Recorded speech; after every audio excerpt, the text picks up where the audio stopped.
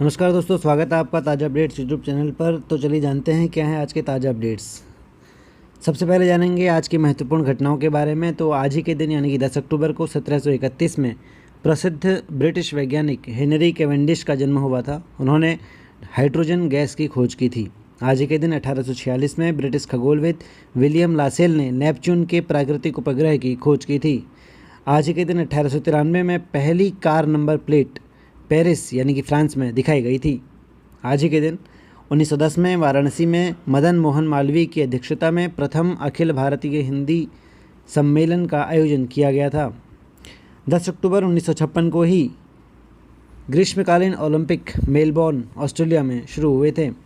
आज ही के दिन 1963 में जेम्स बॉन्ड की दूसरी फिल्म, जिसका कि हिंदी रूपांतरण है रूस से प्यार, इसको लंदन में पर्दे पर दिखाया गया था। आज ही के दिन 1964 में टोक्यो में हुए ग्रीष्मकालीन ओलंपिक का पहली बार दूरदर्शन पर सीधा प्रसारण किया गया था। 1970 में आज ही के दिन यानी कि 10 अक्टूबर को फिजी को ब्रिटेन से स्वतंत्रता मिली और इस दिन को इस देश का राष्ट्रीय दिवस घोषित किया गया। 1978 में आज के दिन रोहिणी खादिलकर राष्ट्रीय चेस प्रतियोगिता जीतने वाली प्रथम महिला बनी। 1991 में 10 अक्टूबर को भारत ने विश्व कैरम प्रतियोगिता का टीम खिताब जीता। आज के दिन 2005 में एंजेला मार्केल जर्मनी की पहली महिला चांसलर बनी थी। 10 अक्टूबर को कौन कौन से महान व्यक्तित्व का जन्म है जानते हैं। तो सबसे पहले आज ही के दिन यानी कि 10 अक्टूबर को 1900 में हेलेन हेज, जो कि संयुक्त राज्य अमेरिका की महिला अभिनेत्री हैं, उनका जन्म हुआ था। 10 अक्टूबर 1956 में भारत के अभिनेता गजेंद्र चौहान का जन्म हुआ था। आज ही के दिन 1906 में भारतीय उपन्यासकार R.K. नारायण का जन्म हुआ था।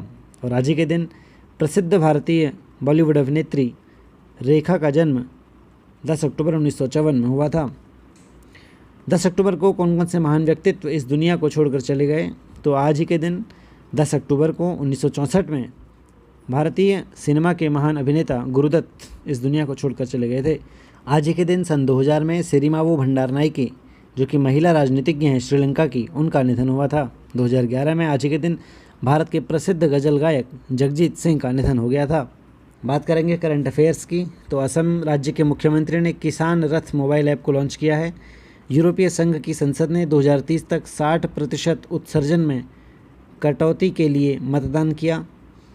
केंद्रीय मंत्री एवं एलजेपी नेता रामविलास पासवान का 74 वर्ष की उम्र में बीमारी के कारण 8 अक्टूबर को निधन हो गया है। युद्ध सेवा मेडल पाने वाली मिंटी अग्रवाल पहली महिला बन गई हैं। 9 अक्टूबर से राष्ट्रीय डाक सप्ताह की शुरुआत हो गई है, जो कि 14 अक्टूबर तक ये आयोजन चलेगा। पहली स्वदेशी एंटी रेडिएशन मिसाइल रुद्रम-1 का सफल परीक्षण किया गया। रक्षा अनुसंधान एवं विकास संगठन यानी कि DRDO द्वारा विकसित इस मिसाइल का परीक्षण ओडिशा के बालासोर में इंटीग्रेटेड टेस्ट रेंज यानी कि ITR से सुबह 10:30 बजे लड़ाकू विमान सुखोई 30 से लॉन्च किया गया। 10 अक्टूबर को कौन कौन से दिवस मनाए जाते हैं। आज ही के दिन राष्ट्रीय डाक तार दिवस मनाया जाता है। राष्ट्रीय विधिक सहायता दिवस या सप्ताह आज से चलाया जाता है। चरखा दिवस 10 अक्टूबर को मनाया जाता है और 10 अक्टूबर को ही विश्व मानसिक स्वास्थ्य दिवस मनाया जाता है। बात करेंगे 5 उन महत्वपूर्ण प्रश्नों की जो करंट अफेयर्स और जनरल नॉलेज से जुड़े हुए हैं और आने वाली परीक्षाओं के लिए बहुत ही इम्पोर्टेंट हैं। हमारा पहला प्रश्न है कि UGC के द्वारा जारी देश के 24 गैर मान्यता प्राप्त शिक्षण संस्थानों की एक सूची के मुताबिक दिल्ली और किस राज्य में सबसे ज़्यादा फर्जी यूनिवर्सिटी हैं। हमारे ऑप्शन हैं उत्तर प्रदेश, महाराष्ट्र, गुजरात और केरल। तो इसका सही उत्तर है दोस्तों उत्तर प्रदेश।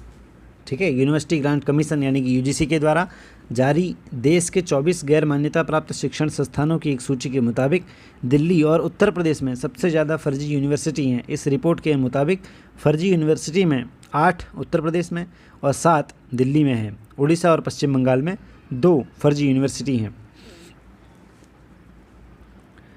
हमारा अगला प्रश्न है कि भारत की किस IT कंपनी ने अमेरिका की एनालिटिक्स कंपनी ब्लू एकॉन ICI को खरीदने के लिए $125 मिलियन में डील की है। ऑप्शन है विप्रो, HCL, इन्फोसिस और TCS। तो इसका सही उत्तर है दोस्तों इन्फोसिस। भारत की आईटी कंपनी इंफोसिस ने अमेरिका की एनालिटिक्स कंपनी ब्लू एकॉन आईसीआई को खरीदने के लिए $125 मिलियन में डील की है। इस डील से इंफोसिस कंपनी के ग्राहकों को दी जा रही सेवाएं और बेहतर होंगी।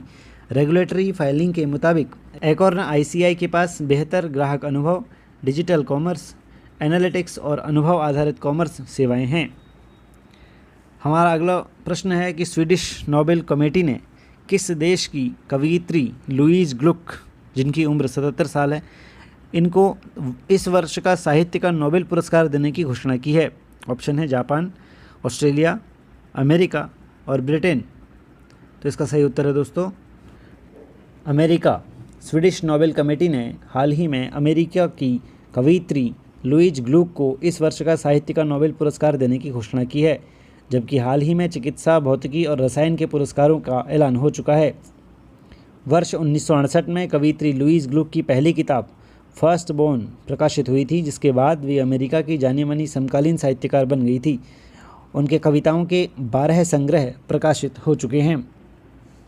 हमारा अगला प्रश्न है कि प्रसार भारती और किसने नई कृषि प्रौद्योगिकी को और उससे जुड़े नवाचारों को बढ़ावा देने के उद्देश्य से एक समझौता ज्ञापन पर हस्ताक्षर किए हैं।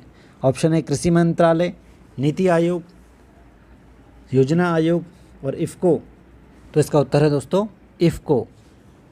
इफ़को यानी कि भारतीय किसान उर्वरक सहकारी लिमिटेड और प्रसार भारती ने हाल ही में कृषि प्रौद्योगिकी और नवाचारों को बढ़ावा देने के उद्देश्य से एक समझौता ज्ञापन पर हस्ताक्षर किए हैं, जिसके मुताबिक डीडी किसान अब कृषि क्षेत्र में प्रचलित विभिन्न अभिनव और अलग अलग किस्म की तकनीकों का प्रसारण करेगा। इस कदम का उद्देश्य किसानों को आत्मनिर्भर बनाना है। आज का अंतिम प्रश्न है कि आयुर्वेद अनुसंधान के लिए अखिल भारतीय आयुर्वेद संस्थान ने किस विश्वविद्यालय के साथ समझौता ज्ञापन पर हस्ताक्षर किए हैं। हमारे ऑप्शन है इग्नू विश्वविद्यालय, पंजाब विश्वविद्यालय, दिल्ली विश्वविद्यालय या एमिटी विश्वविद्यालय। तो इसका सही उत्तर है दोस्तों एमिटी विश्वविद्यालय। आयुर्वेद अनुसंधान को प्रोत्साहन देने और उनका विकास करने के लिए अखिल भारतीय आयुर्वेद संस्थान ने Amity institute of Indian system of medicine के साथ समझौता ज्ञापन पर हस्ताक्षर किए हैं। तो रोज़ाना इसी तरह के अपडेट्स पाने के लिए इस चैनल को लाइक कीजिए, सब्सक्राइब कीजिए और शेयर कीजिए और बेल आइकन दबाना ना भूलिए ताकि आप अपडेट रहें हमारे हर अपडेट से। तो आज के लिए दोस्तों इतना ही, मिलते हैं नेक्स्ट वीडियो में। नमस्कार, आपका दिन शुभ हो।